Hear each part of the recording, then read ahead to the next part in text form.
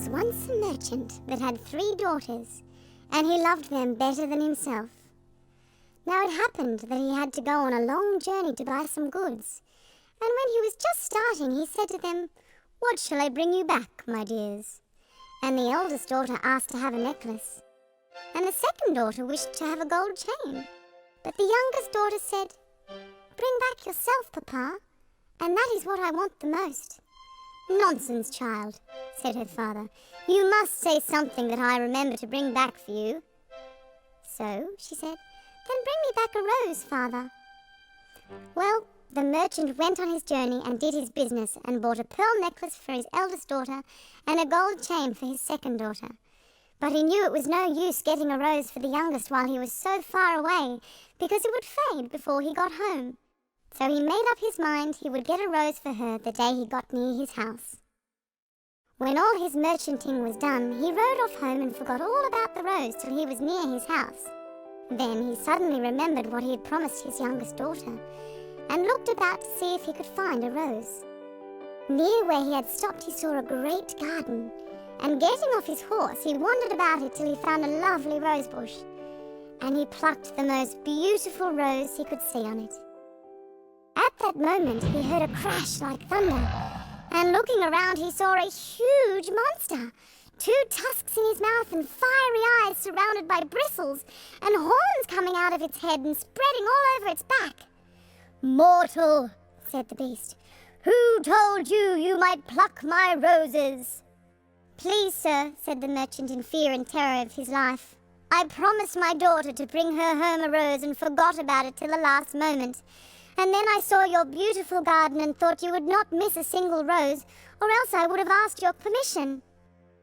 "Thieving is thieving," said the beast. "Whether it be a rose or a diamond, your life is forfeit." The merchant fell on his knees and begged for his life for the sake of his 3 daughters who had none but him to support them. "Well, mortal, I grant your life on one condition," said the beast. "7 days from now you must bring this youngest daughter of yours, for whose sake you have broken into my garden, and leave her here in your steed. Otherwise swear you will return and place yourself at my disposal." So the merchant swore, and taking his rose, mounted his horse and rode home. As soon as he got into his house, his daughters came rushing round him, clapping their hands and showing their joy in every way. And soon he gave the necklace to his eldest daughter, the chain to his second daughter, and then he gave the rose to his youngest, and as he gave it, he sighed.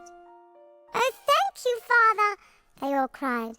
But the youngest said, "Why did you sigh so deeply when you gave me my rose?" "Later on I will tell you," said the merchant. So for several days they lived happily together, though the merchant wandered about gloomy and sad, and nothing his daughters could do would cheer him up, till at last he took his youngest daughter aside and said to her, "Bella, do you love your father?" "Of course I do, father, of course I do." "Well, now you have a chance of showing it." And then he told her of all that had occurred with the beast when he got the rose for her. "Oh, father, it was all on account of me that you fell into the power of this beast," she said. "So I will go with you to him. Perhaps he will do me no harm, but even if he does, better harm to me than evil to my dear father." So the next day the merchant took Bella behind him on his horse, as was the custom in those days, and rode off to the dwelling of the beast. And when he got there, and they alighted from his horse, the doors of the house opened. What do you think they saw there? Nothing. So they went up the steps and went through the hall and went into the dining room.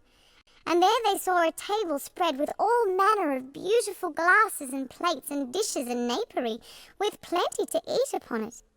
So they waited, and they waited, thinking that the owner of the house would appear, till at last the merchant said, "Let's sit down and see what will happen then." And when they sat down, invisible hands passed them things to eat and to drink, and they ate and drank to their heart's content. And when they arose from the table, it arose too and disappeared through the door as if it would be carried away by invisible servants. Suddenly there appeared before them the beast, who said to the merchant, "Is this your youngest daughter?" And when he said that it was, he said, Is she willing to stay here with me?" And then he looked at Bella, who said in a trembling voice, "Yes, sir." "Well, no harm shall befall you." With that, he led the merchant down to his horse and told him he might come back that day each week to visit his daughter. Then the beast returned to Bella and said to her, "This house with all that therein is yours. If you desire, just clap your hands and say the word, and it shall be brought unto you." And with that he made a sort of bow and went away. So Bella lived on in the house with the beast and was waited on by invisible servants and had whatever she liked to eat and to drink. But soon she got tired of the solitude, and the next day when the beast came to her, though he looked so terrible, she had been so well treated that she had lost a great deal of terror of him.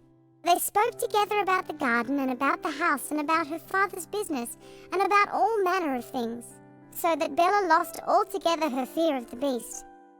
Shortly afterwards, her father came to see her and found her quite happy, and he felt much less dread of her fate at the hands of the beast. So it went on for many days, Bella seeing and talking to the beast every day, till she got quite to like him. One day the beast did not come at his usual time, just after the midday meal, and Bella quite missed him. So she wandered about the garden trying to find him, calling out his name, but received no reply. At last she came to the rose bush from which her father had plucked the rose, and there under it, what do you think she saw?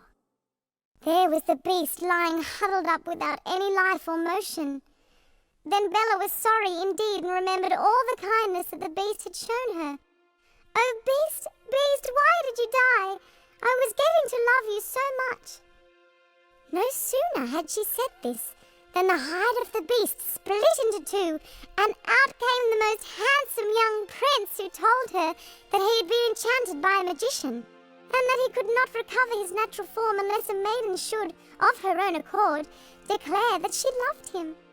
Thereupon the prince sent for the merchant and his daughters, and he was married to Bella, and they lived happily ever after.